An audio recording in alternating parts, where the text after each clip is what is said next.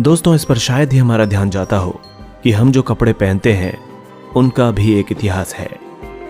विभिन्न वर्गों व तबकों के लोग, मर्द, औरत और बच्चे क्या पहने, इसको लेकर हर समाज में कुछ न कुछ नियम होते हैं और कहीं कहीं तो उनका सख्ती से पालन भी किया जाता है। इन कायदों से दुनिया में लोगों की पहचान बनती है। इन्हीं के जरिए वे खुद को परिभाषित करते हैं। इन्हीं से सौम्यता और सुंदरता की, शर्म व मर्यादा की हमारी कसौटियां बनती हैं। आधुनिक दुनिया के उदय का इतिहास कपड़ों में हुए नाटकीय बदलाव का इतिहास भी है। आज हम आधुनिक काल यानी 19वीं और 20वीं सदी में हुए बदलावों के बारे में जानेंगे। 18वीं सदी में जनवादी क्रांतियों और पूंजीवादी विकास के पहले यूरोप के ज्यादातर लोग क्षेत्रीय वेशभूषा धारण करते थे और उनके कपड़ों का रंग रूप उनके इलाके में उपलब्ध कपड़े की किस्म और कीमत से भी तय होता था। पहनावे की शैलियां भी स्थानीय समाज में लोगों की सामाजिक हैसियत से तय होती थी। इससे तय किया जाता था कि आप किस वर्ग के हैं, आप मर्द हैं या औरत। 18वीं सदी के बाद दुनिया के अधिकांश हिस्से यूरोप के उपनिवेश बना लिए गए। जनतांत्रिक आदर्शों का प्रसार हुआ और समाज औद्योगिक होने लगे। इन प्रक्रियाओं के फलस्वरूप लोगों की वेशभूषा व उसके मायने पूरी तरह बदल गए। अब लोग दूसरी संस्कृतियों या इलाकों में उपलब्ध सामग्री व शैली को अपना सकते थे और दुनिया भर के लोग पश्चिमी परिधान में सजने लगे। जैसा कि हमने फ्रांसीसी क्रांति के वीडियो में देखा था कि किस तरह इस क्रांति ने सामाजिक व राजनीतिक जीवन के कई पहलुओं को बदल कर रख दिया। क्रांति की आंधी में उस समय की परिधान संहिता, जो सेंचुरी लॉ कहलाती थी, वो भी खत्म हो गई।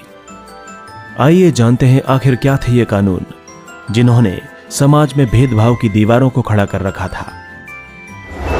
सेंचुरी कानून और सामाजिक ऊंच नीच।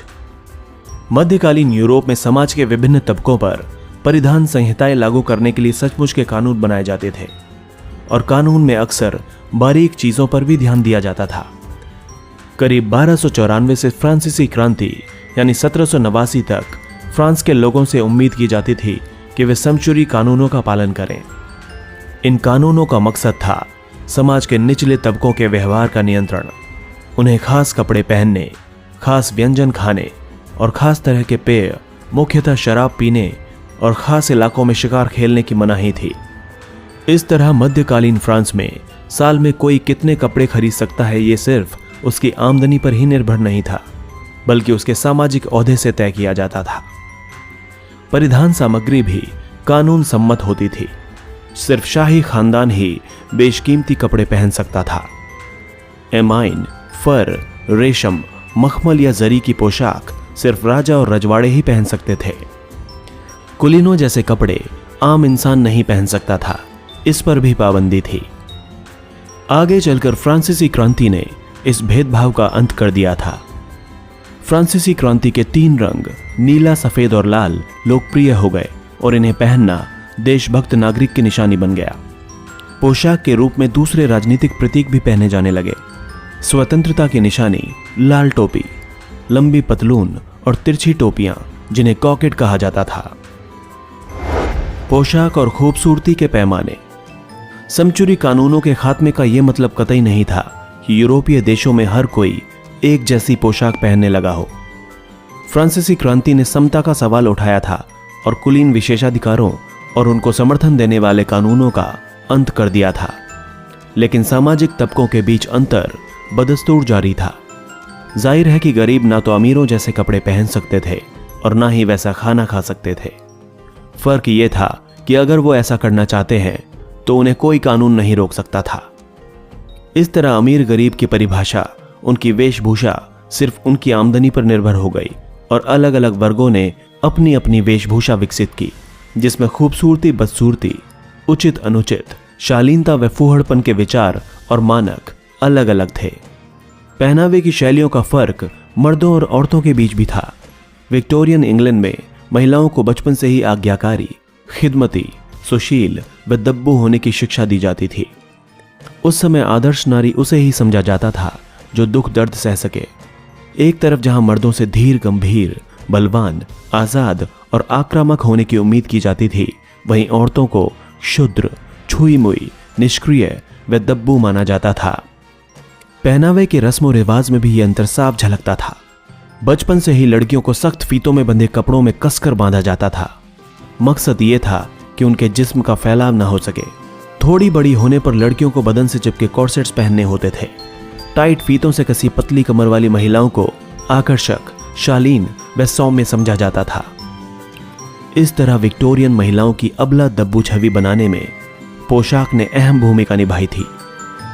उस समय आदर्श नारी की इस परिभाषा को बहुत सारी महिलाएं मानती थीं। ये संस्कार उनके माहौल में हर जगह फैला हुआ था। उस हवा में जहां वे सांस लेती थीं, उस साहित्य में जो वे पढ़ती और घर व स्कूल में जो उन्हें शिक्षा दी जाती थी, ये हर जगह था। बचपन से ही उन्हें घुट्टी पिला दी जाती थी कि पतली कमर रखना उनका नारी सुलभ कर्तव्य है। सहनशीलता नारी का जरूरी गुण है। आकर्षक व फेमिनिन दिखने के लिए उनका कॉर्सेट पहनना आवश्यक था। इसके लिए शारीरिक कष्ट या यातना भोगना मामूली बात मानी जाती थी। लेकिन इन बातों को सभी औरतों ने स्वीकार नहीं किया। 19वीं सदी के दौरान विचार भी बदले। इंग्लैंड में 1830 के दशक तक महिलाओं ने लोकतांत्रिक अधिकारों के लिए लड़ना शुरू कर दिया था। सफ्रेज आंदोलन के जोर पकड़ने पर पोशाक सुधार की मुहिम भी चली। महिला पत्रिकाओं ने बताना शुरू कर दिया कि तंग लिबास और कॉर्सेट पहनने से युवतियों में कैसी कैसी बीमारियां और विरूपताएं आ जाती हैं। ऐसे पहनावे जिस्मानी विकास में बाधा पहुंचाते हैं। इनसे ब्लड सर्कुलेशन भी रुकता है, मांसपेशियां अविकसित रह जाती हैं और रीढ़ की हड्डी भी झुक जाती है। उस समय के डॉक्टरों ने बताया कि महिलाएं आमतौर पर कमजोरी की शिकायत लेकर आती हैं और कहती हैं कि उनको कमजोरी महसूस होती है और वे बेहोश हो जाया करती हैं। अमेरिका में भी पूर्वी तट के गोरे प्रवासी बाशिंदों के बीच ऐसा ही आंदोलन चला। पारंपरिक महिला लिबास को कई कारणों से बुरा बताया गया। कहा गया कि लंबे स्कर्ट्स अपने साथ कूड़ा कचरा इकट्ठा करते हुए चलते हैं, जो बीमारी का कारण है। इसके अलावा ये स्कर्ट्स इतने विशाल होते थे कि संभलते ही नहीं थे और चलने में परेशानी होने के कारण औरतों का काम करके जीविका कमाना भी मुश्किल था। वस्त्र सुधार से महिलाओं की स्थिति में बदलाव आएगा, ऐसा कहा गया। कपड़े अगर आरामदेह हों तो औरतें काम धंधा कर सकती हैं, स्वतंत्र भी हो सकती हैं। और इस तरह अटलांटिक के दोनों तरफ आसानी से पहने जाने वाले कपड़ों की मुहिम चल पड़ी। इन पुरानी प्रथाओं और सोच को बदलने वाले सुधारक फौरन कामयाब नहीं हुए। उन्हें मजाक और रंज दोनों झेलना पड़ा। पुरानी सोच के तबकों ने हर जगह परिवर्तन का विरोध किया। उनका मानना यह था कि पारंपरिक शैली के परिधान छोड़ देने से महिलाओं की खूबसूरती तो जाती ही है, उसके साथ साथ उनका जनानापन और उनकी शालीनता भी गायब हो जाती है। इन लगातार हमलों से त्रस्त होकर कई महिला सुधारकों ने अपने कदम वापस घरों में खींच लिए थे और एक बार फिर पारंपरिक पोशाक पहनने लगी। फिर भी 19वीं सदी के अंत तक हवा का रुख बदल चुका था। कई तरह के दबावों में आकर सौंदर्य के विचार और पहनावे की शैलियों में बुनियादी बदलाव आए। नए वक्त के साथ नए मूल्य भी चलन में आ चुके थे। नया दौर, ये नए मूल्य क्या थे और बदलाव का दबाव कैसे बना? ब्रिटेन में नई सामग्री व प्रौद्योगिकी ने इस परिवर्तन को संभव बनाया। 2 विश्व युद्धों व महिलाओं की कार्य स्थिति में आए परिवर्तन के चलते भी कुछ और बदलाव हुए। 17वीं सदी के पहले ज्यादातर ब्रिटिश महिलाओं के पास आमतौर पर फ्लेक्स, लिनन या ऊन के कपड़े बहुत कम होते थे। सन 1600 के बाद भारत के साथ व्यापार के चलते सस्ती व रखरखाव में आसान भारतीय छींट कई यूरोपियों के घरों और अलमारियों का हिस्सा बन चुकी थी। फिर औद्योगिक क्रांति हुई, जिसके दौरान 19वीं सदी में ब्रिटेन में सूती कपड़ों का थोक उत्पादन और भारत सहित कई देशों में निर्यात करना शुरू कर दिया। यूरोप के बहुत बड़े तबके के लिए सूती वस्त्र अब आसानी से उपलब्ध हो चुके थे। 20वीं सदी की शुरुआत तक कृत्रिम रेशों से बने कपड़े और ज्यादा सस्ते तथा साफ कर पहनने में आसान हो गए। महिला पत्रिकाओं में तूफान खड़ा कर देने वाली भारी भरकम व उलझाऊ अंतः वस्त्रों को 1870 के दशक तक धीरे धीरे त्याग दिया गया। कपड़े अब हल्के, छोटे और पतले होने लगे, लेकिन फिर भी 1914 तक तो कपड़े एड़ी तक ही होते थे और ये लंबाई 13वीं सदी से बदस्तूर चली आ रही थी। लेकिन अगले साल 1915 में ही स्कर्ट्स थोड़ी छोटी हो गई और ये पिंडलियों तक पहने जाने लगी। ये सब अचानक कैसे हुआ? महिला परिधान में कई बदलाव तो विश्व युद्धों के कारण हुए। यूरोप में ढेर सारी औरतों ने जेवर और बेशकीमती कपड़े पहनना छोड़ दिया। उच्च वर्ग की महिलाएं अन्य तबकों की नारियों से घुलने मिलने लगीं। जिससे सामाजिक सीमाएं भी टूटी और महिलाएं एक सी दिखने लगी। पहले विश्व युद्ध के दौरान यानी 1914 से 1918 के बीच कपड़ों के छोटे होने के व्यावहारिक कारण थे।